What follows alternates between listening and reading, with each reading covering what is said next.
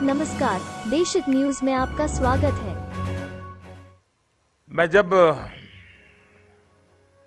प्रधानमंत्री नहीं बना था, चुनाव अभी तय नहीं हुआ था, 2013 में शायद मेरा एक भाषण है, मेरी पार्टी का एक कार्यक्रम था और उसमें मैंने कहा था कि मैं भारत के भविष्य को कैसे देखता हूं। उस समय मैंने कहा था कि अगर भारत का संतुलित विकास नहीं होता है तो शायद हम हमारे पोटेंशियल का पूर्ण रूप से उपयोग नहीं कर पाएंगे। और मैं ये मान करके चलता हूं उस समय से कि जैसे भारत का पश्चिमी भाग, अगर हम हिंदुस्तान का नक्शा लेकर के बीच में एक रेखा बनाते हैं तो पश्चिम में आपको इन दिनों प्रगति, समृद्धि सब नजर आएगा, आर्थिक गतिविधि नजर आएगी नीचे से लेकर के ऊपर तक।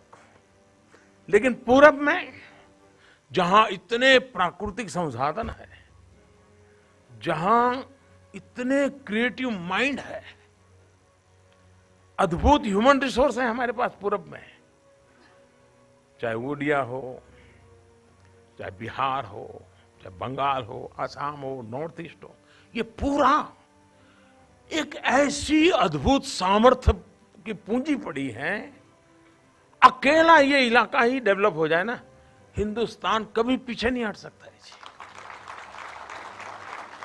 इतनी ताकत पड़ी। और इसलिए आपने देखा होगा पिछले 6 साल का कोई एनालिसिस करे तो पूर्वी भारत के विकास के लिए, और विकास में सबसे बड़ा इनिशिएटिव होता है इंफ्रास्ट्रक्चर का, सबसे ज्यादा बल दिया गया है पूर्वी भारत पर, ताकि देश एक संतुलित, पूरब और पश्चिम में करीब करीब 19-20 का फर्क तो मैं प्राकृतिक कारणों से समझ सकता हूं। और हम देखें कि भारत का स्वर्णिम युग तब था जब भारत का पूरब भारत का नेतृत्व करता था, चाहे उड़ीसा हो, चाहे बिहार हो, इवन कोलकाता, ये भारत का नेतृत्व करने वाले केंद्र बिंदु थे।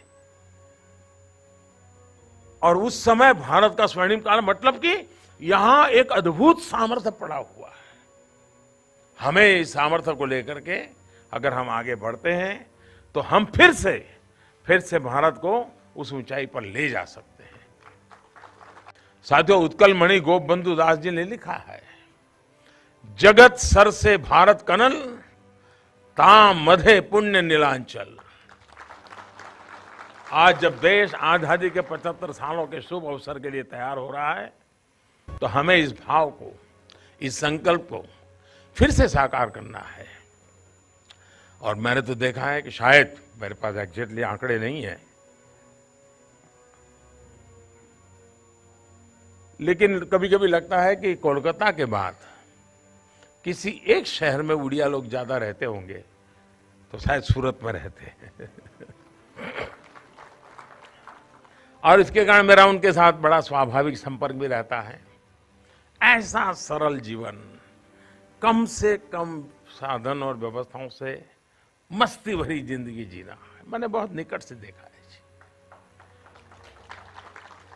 ये अपने आप में, और कहीं उनके नाम पर कोई भी उपद्रव उनके खाते में नहीं है, इतने शांतिप्रिय। अब जब मैं पूर्वी भारत की बात करता हूं, आज देश में मुंबई, उसकी चर्चा होती है, आजादी के पहले कराची की चर्चा होती थी, लाहौर की चर्चा होती थी, धीरे धीरे करके बेंगलोर और हैदराबाद की चर्चा होने लगी, चेन्नई की होने लगी, और कोलकाता जैसे पूरे हिंदुस्तान की प्रगति और विकास और अर्थव्यवस्था में बहुत याद करके कोई लिखता है। जबकि वाइब्रेंट कोलकाता, एक फ्यूचर को लेकर के सोचने वाला कोलकाता, पूरे पूर्वी भारत को, पूरे पूर्वी, सिर्फ बंगाल नहीं, पूरे पूर्वी भारत को प्रगति के लिए बहुत बड़ा नेतृत्व दे सकता है। और हमारी कोशिश है कि कोलकाता फिर से एक बार वाइब्रेंट बने, एक प्रकार से पूर्वी भारत के विकास के लिए कोलकाता एक शक्ति बनकर के उभरे और इस पूरे मैप को लेकर के हम काम कर रहे हैं।